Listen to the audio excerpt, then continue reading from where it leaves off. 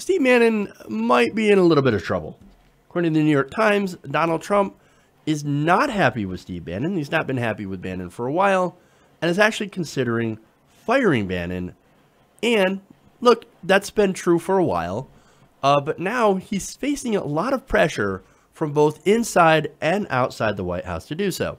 In the New York Times report, Maggie Haberman writes, Mr. Trump has sent Mr. Bannon into a kind of internal exile and has not met face-to-face for more than a week with a man who was once a fixture in the Oval Office. And this is according to friends and aides to the president. Now, that's the inside pressure. What about the outside? On the outside, Rupert Murdoch had recently urged President Trump to fire him.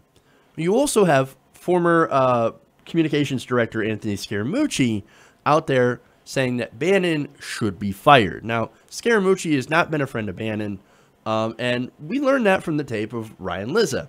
Now, he called up Ryan Lizza, and he's like, hey, man, Bannon likes to suck his own dick. No, literally, that's what he's saying. And he wants to basically write off the president's name. So, not a fan of Steve Bannon. He was also not a fan of Reince Priebus. So, he openly attacked him. And then later on, he goes, actually, I believe on Monday, he went on Colbert and said, hey, man, you need to fire Bannon. Like, that's it. He's gone. He's the White House leaker. Very interesting. Now, you also have Lieutenant General H.R. McMaster, who Bannon has been openly beefing with. Now, that's the National Security Advisor. Now, McMaster has said, man, I refuse to even say whether or not I will actually work with Steve Bannon. So there's, again, more of this pressure, right? Now, as far as Trump goes, look, he's in a bad spot with Jared Kushner. He's never gotten along with Kushner. They used to openly fight. So that's not good. That's not good news for him. And then you have the new spat with John Kelly, who said that he will not tolerate Mr. Bannon's Shadowland machinations. And all this information, of course, comes from inside the White House. You've got current and former Trump aides and associates with knowledge of the situation. So as far as we can tell, Bannon is on the outs. Now, what's interesting, though, is, look, you could say that, but if Donald Trump still likes you, well, then it doesn't matter what anybody else says. Problem is, Trump doesn't even like Bannon, at least not anymore. He said the president was deeply annoyed at a Time magazine cover that described Mr. Bannon as the real power and brains behind the Trump throne. Mr. Trump was equally put off by a recent book, Devil's Bargain, by the Bloomberg Businessweek writer Joshua Green, which lavished credit for Mr. Trump's election on Mr. Bannon. Now, if there is one thing that we know about Donald Trump, is that he cannot stand when people overshadow him. How dare you get the spotlight from me? That was one theory of why he fired Anthony Scaramucci from being communications director. Because Scaramucci was stealing the spotlight.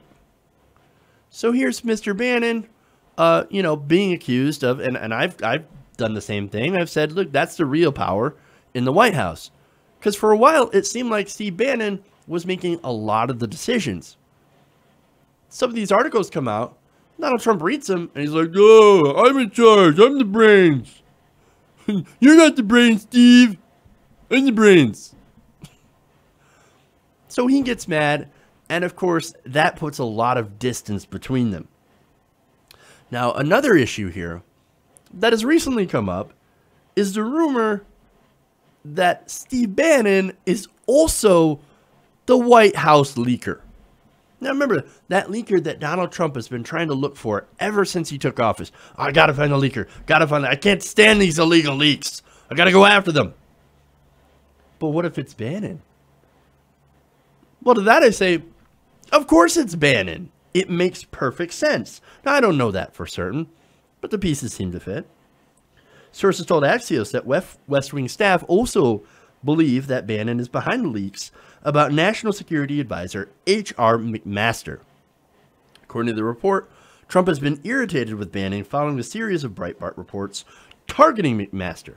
So yes, it seems like he's the leaker. What evidence do I have? Look, do you think it's an accident that a lot of these attack articles from Breitbart just, with inside information end up in Breitbart? The guy was a former CEO of Breitbart. He's connected. Now, of course, Bannon denies being behind those stories. What do you mean? I didn't leak any information to my old company. What are you talking about? Whatever do you mean? And, of course, there's no evidence to suggest that he is behind them. But, come on. We're not dumb here. We see what's happening. Besides, according to Axios, Bannon's alleged reluctance to stop the stories seems to be raising a few eyebrows inside the White House, given Bannon's history of intervening with Breitbart to influence stories in a positive fashion for the Trump administration. And, oh, look at that. He seems to not be doing that here. He seems to not be defending H.R. McMaster, which is embarrassing Donald Trump. Because, again, Trump picked McMaster. There's more. Axios reports the source wondered why Bannon hasn't raised a finger to stop the hit pieces against McMaster that have run on Breitbart, which is a publication he used to run. The source pointed out that when the media began reporting early in the administration that Bannon was warring with Reince, the two went to extraordinary lengths to prove their friendship, and Bannon went to extraordinary lengths to shut down the narrative. And that includes running pieces on Breitbart. Now, interestingly enough, you have smear piece after smear piece coming out from in Breitbart against H.R. McMaster, and Bannon's not doing anything to intervene. He's not saying, oh, you shouldn't print that. No, he's like, yeah, go ahead. In fact, I'm going to feed you information. Allegedly, of course. But look, he's not doing so because he hates H.R. McMaster. He does not get along with it. So, yeah, I think that makes sense that he would be the White House leaker, and I could be wrong.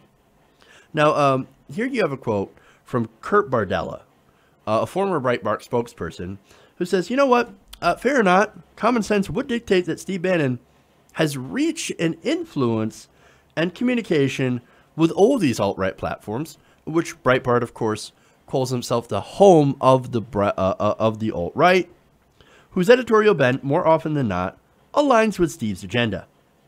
He also said, I think the stories gave ammunition to his detractors internally to either ID him or his people as part of the problem.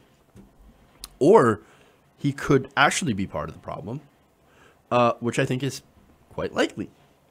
Now, finally, what could be the final nail in the coffin is, look, I mentioned Rupert Murdoch, right?